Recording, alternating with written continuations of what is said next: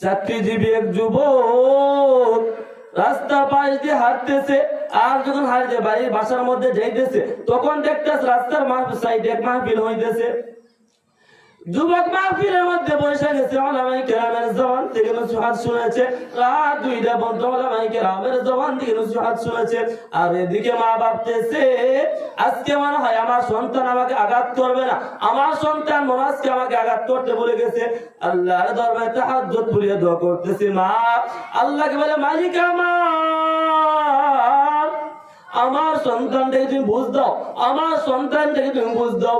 যখন এই যুবক রাত 2টার পরে মাহফিল শেষ, আর মাহফিলের মধ্যে যুবক ওয়াদা করে গেছে, যদি জীবনে আর কোনোদিন তুমি মার সাথে আমাকে সাক্ষাৎ করো মালিক, তাহলে কোনদিন মার সাথে আর বেয়াদবি করবো না, মাকে আঘাত দিব না।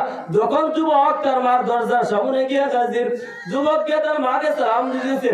যখন যুবক তার মাকে সালাম দিয়েছে, মা তো দরজা খুলে না, মা দরজা খুলে না, ডাক দিয়ে বললেন সন্তান আমার, গতকালকে তোমার স্ত্রীর সাথে আমি কোনো ঝামেলা করি নাই, কোনো ঝগড়া করি নাই, তুমি আমাকে আজকে অনার্থক মাইরো না।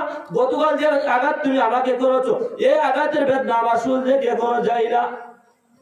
যুবক কান্দিয়ার মাকে বললে মা